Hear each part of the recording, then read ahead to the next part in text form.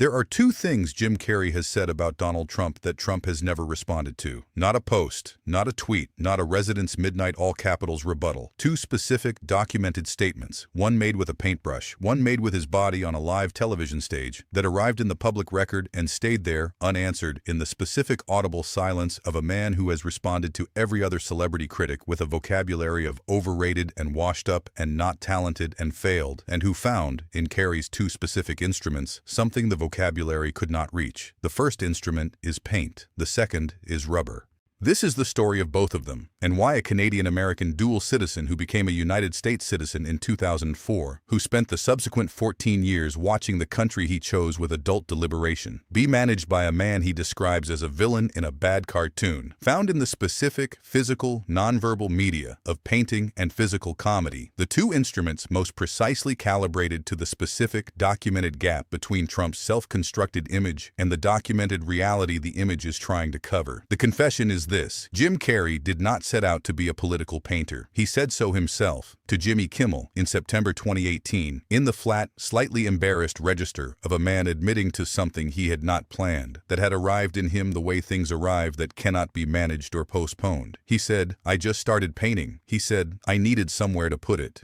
He said it about the specific, documented weight of watching an administration conduct itself in the public record across the first 2 years, and finding that the weight had nowhere to go except onto a canvas. The paintings are not impressionism. They are not the soft, interpretive political cartoons of a tradition that dates to Benjamin Franklin and has been managing the distance between satire and contempt with varying degrees of craft for 250 years. They are something more direct, the specific, unmanaged, raw nerve output of a man who has been performing human beings for 40 years, and who has found in the documented behavioral record of the Trump administration subjects whose internal architecture he can render without interpretation because the architecture is visible on the surface, in every post and every speech and every press conference, without the need for artistic excavation. He painted Trump as a figure whose physical exaggerations, the pursed lips, the small hands, the hair that is simultaneously precise and chaotic, the specific physical grammar of a man whose body performs dominance while his features perform something more complicated.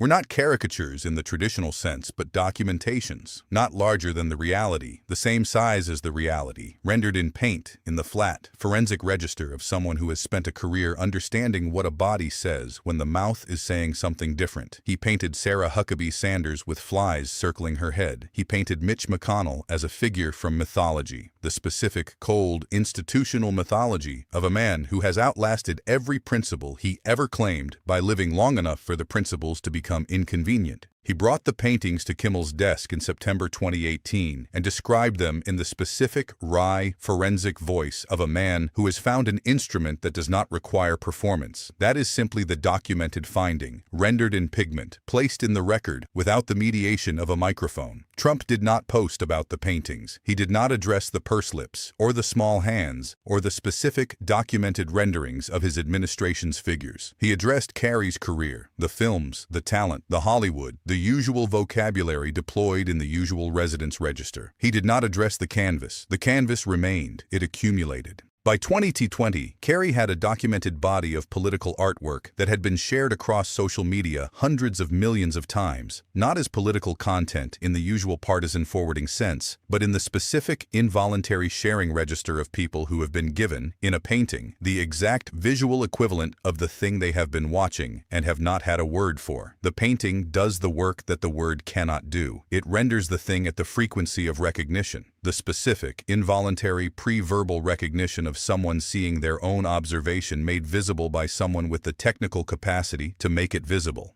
Trump's vocabulary is built for words. He has 17 documented posts about De Niro, 14 about Kimmel, 3 about Hanks, an entire archive of overrated and washed up and not talented applied to every celebrity who has said the wrong thing. The vocabulary is extensive, practiced, and effective against the specific threat of a verbal statement that can be framed as political opinion and dismissed as Hollywood elite noise. It has no documented application to a painting. A painting is not a political opinion. It is not a verbal statement. It is not dismissible as Hollywood elite noise because it does not make a claim that can be argued against. It renders an image that either resembles its subject or does not, and Carrey's paintings resemble their subjects with the specific, unsettling accuracy of someone who has been studying human beings for performance purposes his entire professional life and has found in the Trump administration's figures the most legible subjects he has ever encountered. The second instrument arrived on live television, October 4, 2020, Saturday Night Live season premiere.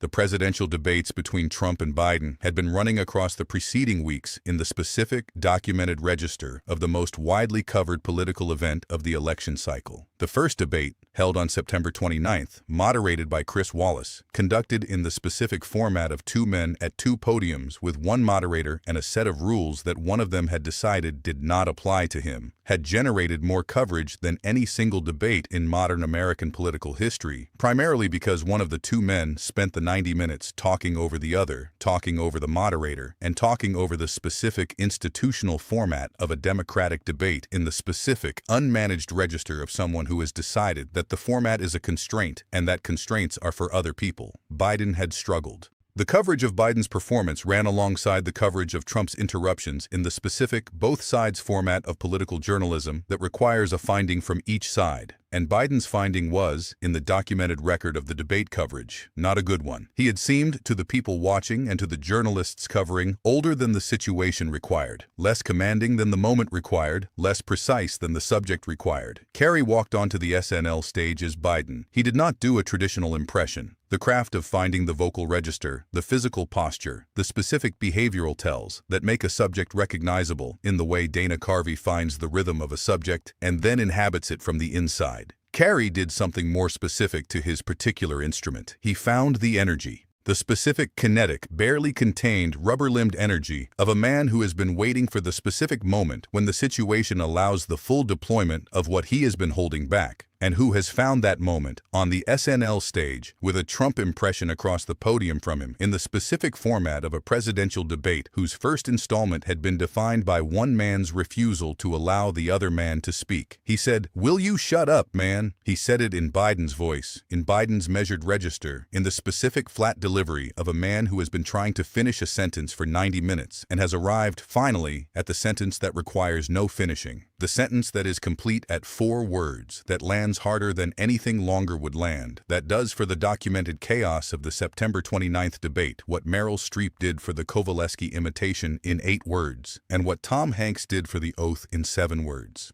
Will you shut up, man? The audience, not Carrey's words, Biden's words, the actual documented phrase spoken at the actual documented debate by the actual documented Biden to the actual documented Trump, landed on the SNL stage in Carrey's delivery in the specific, amplified, live audience register of a room that has been waiting to hear something said with the full comedic weight it deserves and has now been given it. The impression was not Carrey saying something about Trump. The impression was Carrey placing Biden's documented words in the specific, perfectly calibrated physical register of his own instrument. The rubber face, the precise timing, the ability to find the single moment in 90 minutes of debate footage that contains the entire documented relationship between the two men and deliver it in 4 words. Trump watched. Trump posted. He said Carrey was a failed comedian. He said SNL was a dying show. He said the impression was terrible. He said Carrey looked nothing like Biden. He said nobody watched anymore. He did not address, "Will you shut up, man?" He could not address it,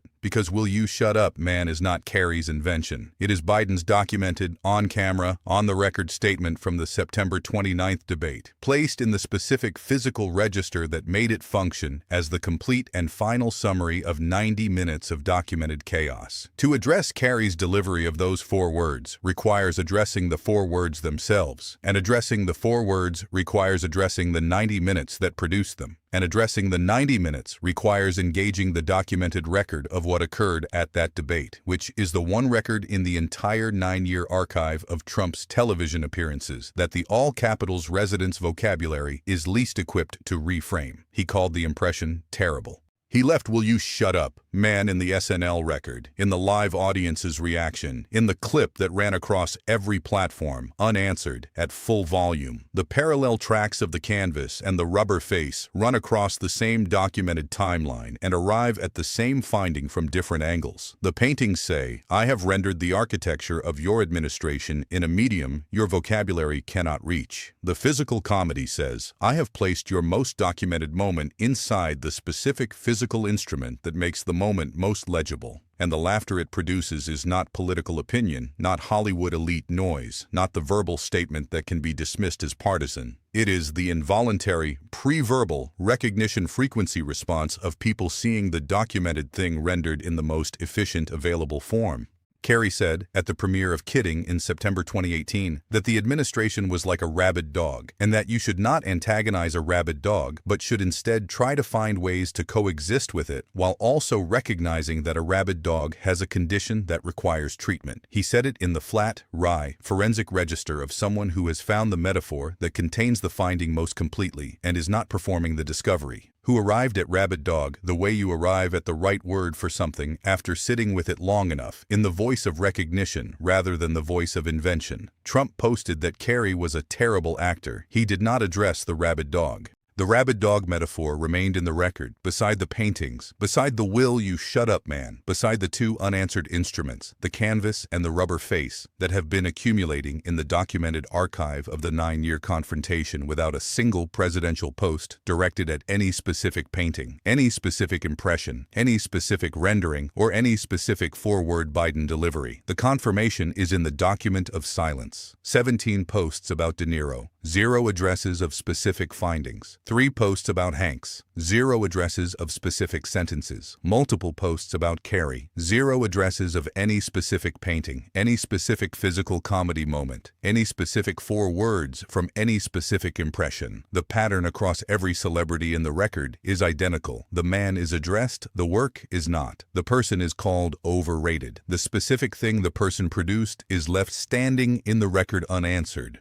The canvas remains, the rubber face remains, the 4 words remain, and a Canadian-American dual citizen who became an American in 2004, who needed somewhere to put the weight of what he was watching and found a paintbrush and then a debate podium and then the SNL stage, has been placing the documented record in the most pre-verbal, most recognition frequency, most vocabulary-proof registers available. Not because the canvas is louder than a post, but because the canvas does not require a response to be complete. The painting is finished when it is finished. The impression lands when it lands. The 4 words are 4 words, and the silence around them, in the record, with the timestamps attached, is the most legible evidence of where the vocabulary runs out. Like and subscribe. Turn on every notification, because the next canvas is already drying, and what it renders will not require a word of explanation.